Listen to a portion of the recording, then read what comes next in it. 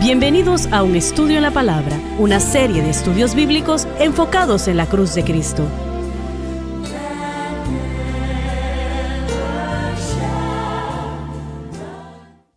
Bienvenidos hoy a Un Estudio en la Palabra. Soy el evangelista Jimmy Swaggart junto a Bob Cornell, Dave Smith, el Dr. Don Paul Gray, y estamos muy alegres y contentos de estar con ustedes. Estamos estudiando los gobiernos como son citados aquí en 1 Corintios, capítulo 12, en el versículo 28. Y ustedes estaban diciendo, bueno, todo el mundo estaba comentando cuando se nos terminó el tiempo. Yo quería mencionar el hecho de las jerarquías que miramos en las denominaciones y la autoridad espiritual que se le da a personas que han sido elegidas a ciertas posiciones que son para controlar la gente ministrada. Y yo no creo que miramos eso en la iglesia del primer siglo, donde había una jerarquía, donde el pastor de la iglesia local... Las jerarquías nunca son correctas. Sí, el pastor de la iglesia local era la autoridad más alta en la iglesia primitiva, en el sistema de la iglesia, pero miramos que el hombre ha establecido unas áreas donde otra vez estamos metiéndonos en el control de ministros y la autoridad espiritual, que yo creo que va más allá de lo que habla la Biblia. Las jerarquías nunca son de Dios, porque la jerarquía demanda que lo que se diga sea obedecido. Me obedecen porque yo soy tal y tal. Y sé que tengo un amigo que pastoreó una iglesia bastante grande, no muy lejos de acá. La edificó, la pastoreó y amó a Dios supremamente. Él estuvo hablando con un oficial de la denominación donde estuvimos, o por lo menos la denominación en la que él estaba. Y el oficial le dijo que hiciera algo que obviamente no era bíblico. No había una duda en ello, obviamente no era bíblico. Él cerró el teléfono y le contó a la esposa lo que este hombre había demandado, y ella le dijo, no, tú te equivocaste. Y yo no recuerdo cuál era la situación, pero de todos modos, ella le dijo, no, tú no lo entendiste, él no te va a decir algo así, eso es obviamente, es un error. Él me dijo, bueno, que si estaba mal, que yo soy responsable, no tú haz lo que yo te digo que hagas, no importa la consecuencia. Ella dijo, llámalo otra vez, porque tú no entendiste. Y yo creo que tú no estás entendiendo bien. Él lo llamó otra vez y el caballero le dijo, no, usted no me malentendió. Usted haga lo que le estoy diciendo si no hay problemas. Y no sé cuál fue el resultado, sé lo que debió de haber hecho, ¿no? Debió de haber dicho, yo no sé quién usted piensa que es, caballero, pero yo no voy a hacer nada que no sea directo en la palabra de Dios. Y si quiere hacer algo al respecto, haga lo que guste. No vamos a hacer eso. Eso es lo que debió de haberse dicho. No sé, tal vez él sí dijo eso, yo no tengo idea. ¿No es eso como los nicolaitas? Sí. El control de la gente. Control de la iglesia. Nicolaitas. Las jerarquías entran en eso y esa es una de las razones por las cuales hay que tener mucho cuidado con los oficios en las iglesias. Mucho cuidado. Sé que cuando nosotros empezamos a transmitir en la radio en el 1969, 1 de enero, y esto fue tal vez 2 o 3 meses antes, todavía no habíamos empezado en la radio, llegaríamos en el futuro a llegar a 600 estaciones de radio diariamente, y Dios usó eso grandemente. Bueno, yo fui a la sede de la denominación de la que yo era parte, y les dije lo que yo estaba haciendo y que sentía que el Señor me estaba diciendo que hiciese. Y el problema era en aquel momento que ellos no permitían que ningún ministerio estableciese una organización donde pudiesen recibir fondos y dar recibos a los donantes, ¿no? No permitían eso. Ellos no lo permitían. No pueden hacer eso, decían. Así que yo fui a la sede y el superintendente general fue muy amable, muy amable. Le dije lo que yo estaba haciendo, lo que sentía que Dios me había llamado a hacer. y lo conoce usted muy bien a él. Él era un hombre piadoso, un hombre de Dios, y se condujo, realmente me motivó en lugar de desalentarme. Otra persona entró y realmente él me atacó directamente. Parecía yo una conga. ¿Quién usted se piensa que es? Me dijo. Bueno, yo no creo que entiendo su posición, caballero. Me dijo, no le dijimos que usted podía hacer eso. Yo le dije, bueno, estoy aquí diciéndoles lo que estoy haciendo. Bueno, si nosotros decimos no, ¿qué va a decir usted? Bueno, yo continuaría haciendo lo que el Señor me dijo que haga. Yo no estoy aquí pidiendo su permiso. Estoy aquí para decirles lo que creo que el Señor me ha dicho y ellos finalmente lo aprobaron. Fui el primero que se le dio el derecho de establecer una organización sin fines de lucros en las asambleas de Dios. Y, y yo no sé quién fue el segundo, qué era lo que estaban tratando de hacer, pero ellos eventualmente se condujeron como debieron. Pero muchos hombres de aquel tiempo de la sanidad divina, toda esa era, ellos tuvieron que salir porque no podían establecer una organización sin fines de lucros dentro de la sombrilla de las asambleas de Dios. Y eso le hizo daño a la denominación, porque muchos de esos hombres eran hombres de Dios que estaban siendo usados en gran manera por el Señor. Entonces, nada de esto es contra la Biblia, que existan personas que sean superintendentes del distrito No, o del no, estado, claro que no. o un presidente de un instituto bíblico o un director No. de estudiantes o algo así, sino cuando ellos usurpan la autoridad sobre la iglesia local o el pastor de una manera no bíblica. Y si las motivaciones son incorrectas o si están mal, ahí es cuando se hace algo incorrecto. Ese es otro problema. Si hay un problema en una iglesia local, debe de quedar en esa iglesia local el arreglar ese problema. Y así es como lo veo. Tú lo mencionaste, es eso de la iglesia primitiva. Ellos recibían consejo del apóstol Pablo y tal vez de Pedro, no lo sabemos, pero tal vez de él y de otros. Pero la iglesia local realmente tenía que tomar la decisión propiamente y Pablo daba el consejo sobre la situación en Primera de Corintios, que era capítulo 5, y él dio consejo, pero ellos tuvieron que hacerlo. Y la ironía era que en ese tiempo en particular, el hombre que había cometido la falta estaba siendo juzgado. Pero en la segunda carta que escribió Pablo al respecto, la iglesia estaba siendo juzgada. La pregunta, ¿le han restaurado? Etcétera, etcétera. Así que esos oficios, bueno, pueden llamarles lo que quieran. No es que no sean bíblicos y pueden ser de gran Correcto. bendición al pueblo. ¿Sabe? Creo que un ejemplo del que estoy pensando, en el que el superintendente del distrito general sí usurpó la autoridad sobre la iglesia local y sí fue algo muy bueno.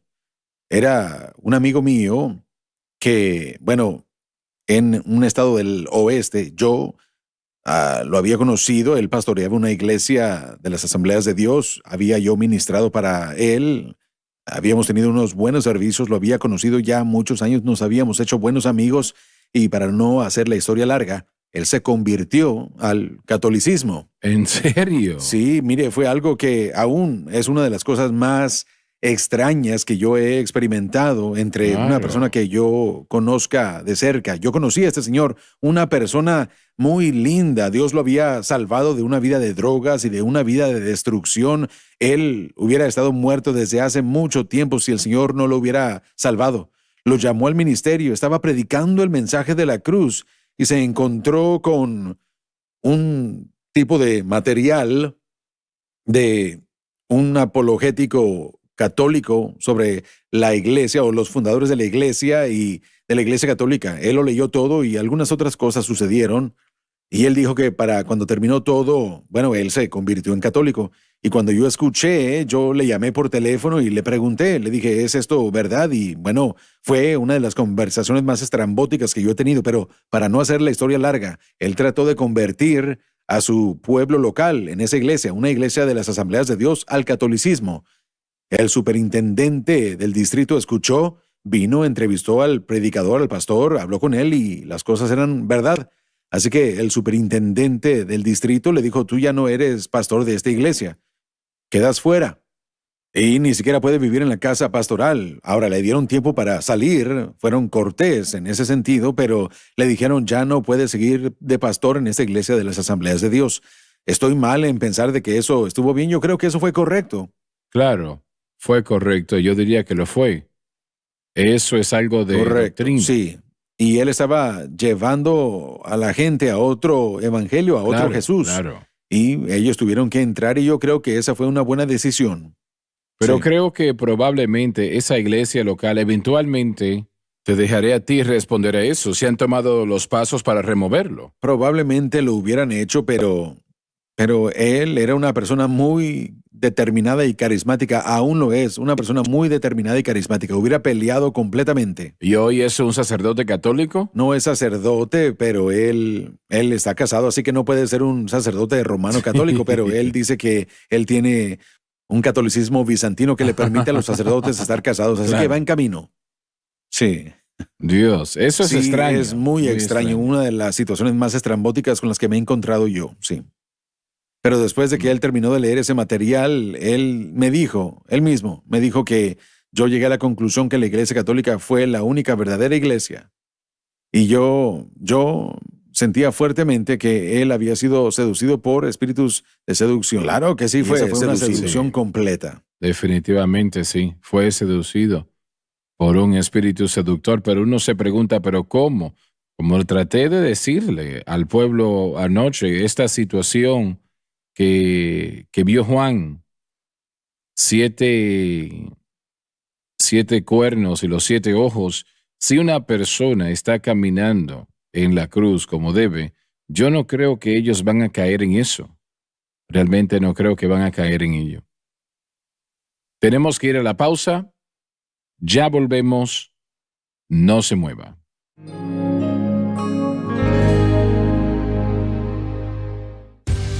Esta es la cadena SBN. Cada cristiano debería estudiar la palabra de Dios. El hermano Swaggart ha compuesto ese compendio de comentarios bíblicos para ayudar al creyente a adquirir un mayor entendimiento de las Escrituras. Los comentarios bíblicos son en parte un diccionario bíblico, concordancia bíblica y enciclopedia bíblica. Estas herramientas bíblicas añadirán profundidad y dimensión a su estudio de la palabra de Dios. Llámenos hoy o visítenos en línea para empezar su librería bíblica. Está sintonizando la cadena Sonda.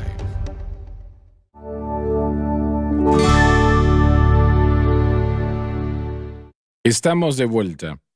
Estás hablando del catolicismo y yo tuve a 5 obispos católicos que llegaron aquí al ministerio en una ocasión y fueron personas muy amables, ¿no? Y en el curso de la conversación, ellos mencionaron que el Vaticano II o 3 o 5 algo había sucedido en ese momento y habían cambiado una regla dentro de la iglesia, porque yo mencioné algo y me dijeron, no, eso fue cambiado en el Vaticano tal y tal. Y yo les hice la pregunta, pero si es algo bíblico, ¿cómo pueden ustedes cambiarlo? Porque si no es bíblico. Y eso es distinto, ¿no? Pero si es bíblico y ustedes dicen que era bíblico, ¿cómo lo pueden cambiar? Su respuesta fue interesante. Ellos dijeron, bueno, lo que la iglesia diga sobre una situación, eso es lo establecido. Y ellos ponen la iglesia por encima de la Biblia. Así es. Lo que la iglesia dice que tal y tal persona es, eso es ley y evangelio. No tiene nada que ver con lo que dice la palabra de Dios.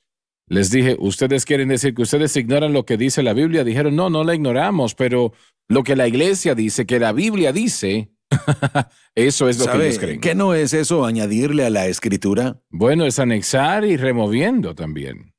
Una o la otra, pero hasta cierto extremo, si usted lo puede decir y lo dicen, ellos enseñan eso y es una doctrina fuerte que ellos aceptan.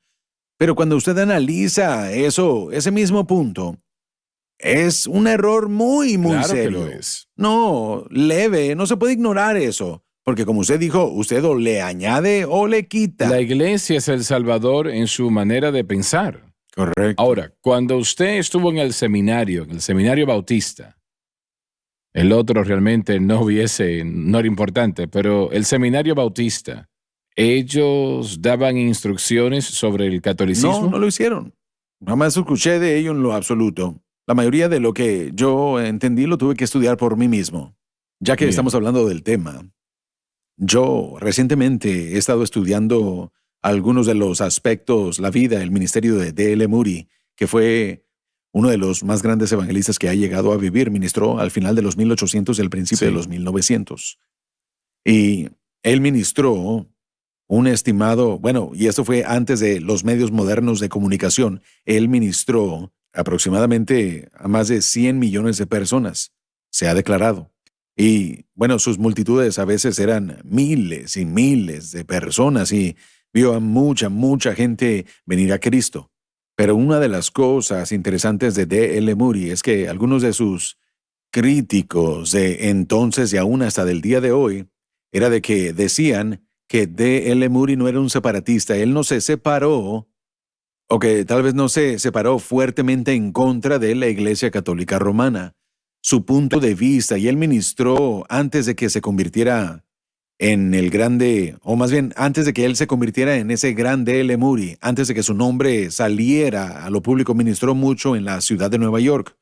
Y su punto de vista, o su mentalidad, su pensamiento en cuanto a lo que tenía que ver el catolicismo romano, era que había tantos en ese entonces, tantos católicos romanos en la ciudad de Nueva York, y él no quería decir cosas en sus mensajes que detuvieran a los católicos de venir a sus servicios. Así que no predicaba contra el catolicismo. Específicamente, él no decía cosas específicas del catolicismo romano. ¿Sabe lo que quiero decir? Él no trataba con eso. Él solo permanecía firmemente a un mensaje evangélico. Él hablaba del evangelio, pero no hablaba fuertemente. Sus críticos dicen que él no hablaba lo suficientemente fuerte en contra del catolicismo romano, y aún hasta se hizo amigo de algunos sacerdotes, obispos católicos y así. Y yo sé que Billy Graham más adelante en su ministerio no comenzó de esta manera, pero al pasar el tiempo, él habría tenido en sus cruzadas a veces a sacerdotes católicos ahí arriba en el escenario. Sí. Y no se separaba tampoco. Sí es. Y hay ministros el día de hoy en toda denominación, pentecostal, bautista, presbiteriano, y así sucesivamente, que son protestantes, pero toman el punto de vista de que el catolicismo romano, que es correcto unirnos a los católicos romanos, que ellos son nuestros hermanos en el Señor, hermanos y hermanas en el Señor, y que debemos unirnos a ellos y unificarnos todos juntos y despojarnos de nuestras diferencias y solo, por el bien de la unidad. No se puede estar en yugo desigual con una persona que no cree. No se puede. Tuve un hermano en la denominación donde estuve. Él pastoreaba una iglesia bastante grande en un estado en particular. Y él estaba muy molesto conmigo porque yo tomé la posición que tomé sobre el catolicismo. Yo era el escogido en la denominación de la Iglesia Católica Carismática durante años, y ellos apoyaron al ministerio, $1 millón o más al año. Yo era el hombre de ellos. Esto fue, diría yo, ¿cuándo? 40 años atrás, tal vez 30 años atrás. Y en un evento en particular, el Señor habló a mi corazón. En oración me dijo que había un mensaje que yo tenía que entregar a los católicos. Y la programación en ese momento estaba en una gran parte del mundo. Y abarcaba a Centro, Suramérica, realmente casi a cada hogar en esa parte del mundo. Y yo no sabía nada del catolicismo. Yo había sido criado en el noreste de Luisiana. Sé que allí hay católicos, y aquí en el sur de Luisiana hay muchos también, pero en aquel tiempo no. yo conocía la palabra católico solamente, no sabía nada de su doctrina. Y empecé a estudiar lo que es o era el catolicismo y empecé a ver donde el Señor y el mensaje era muy simple. Yo hice todo lo que pude para hacerlo aplicable, ¿no? Y bueno, llegó al punto de el justo por la fe vivirá. Ese fue el mensaje. No la iglesia, sino por fe. Así que imprimí un artículo en nuestra revista, una carta a mis amigos católicos, así se llamaba. Y eso causó una molestia increíble, porque lo que yo estaba diciendo, básicamente, era definitivamente hay católicos que están siendo salvos, que han nacido de nuevo, algunos están siendo bautizados con el Espíritu Santo.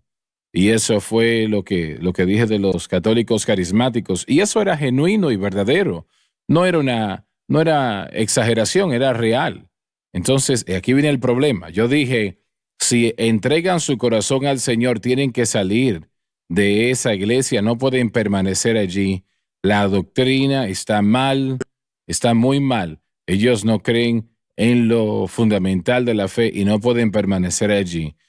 Él falleció no hace mucho tiempo, pero el hermano que era el carismático principal del mundo en aquel momento, no recuerdo su nombre ahora mismo, pero él me escribió una carta y allí decía, con un sermón usted deshizo todo lo que yo he edificado en 30 años, porque él les estaba diciendo, y casi los demás también, quédense allí y sean misioneros en su iglesia. El hermano Duplessis. Exactamente, él. Exactamente. Y era un buen hombre que amaba a Dios. De Sudáfrica, no el lo señor. dudo. Sí, sí.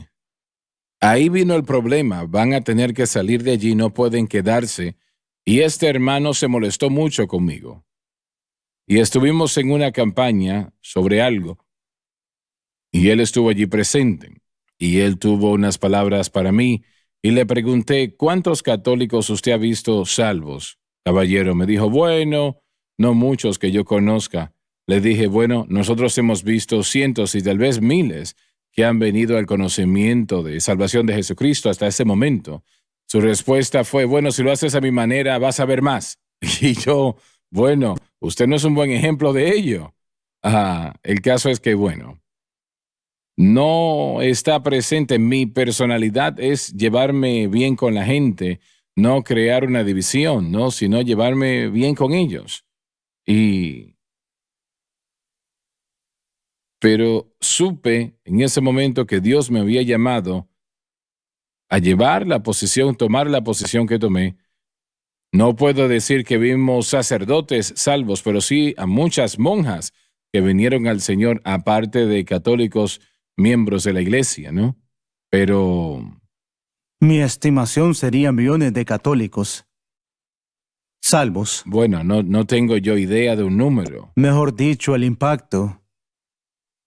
Estoy pensando de América Latina, en particular, ya que en su mayoría son católicos. Bueno, un caballero que fue un profesor la Universidad de Rice University, él era un historiador y él escribió un libro de esto sobre cómo los pentecostales habían crecido tanto en Centro y Suramérica y cómo tantos católicos habían tornado a Cristo, etcétera, etcétera. Y él llamó a Donnie y le dijo, ustedes se dan cuenta, porque él fue allí por 1 o 2 años escribiendo el libro, ¿no? Le dijo, ¿se dan cuenta que el ministerio de ustedes fue la causa de la mayor parte de esto? Y yo no hablé con él, Donnie habló con él, pero hubieron muchos, sí, que vinieron a Cristo y fue lo correcto. No se puede salvar a la gente diciéndoles lo que ustedes están haciendo está bien. Correcto. Sabe, hermano Swagger, regresando a este punto que el hermano Bob mencionó anteriormente en otro programa, acerca de aquel hombre que salió de la fe pentecostal y que se hizo parte de la fe católica. Sabe, vamos a dejar ese pensamiento allí porque se nos terminó el tiempo. Pero en la próxima ocasión yo quiero que usted lo mencione. Vamos a hablarlo, lo que usted está a punto de decir, ¿no? Y discúlpeme que le interrumpí. Pero quiero que el pueblo escuche toda la explicación. Gracias por estar con nosotros. No se pierdan la próxima programación por lo que acabo de decir. Les amamos, Dios les bendiga.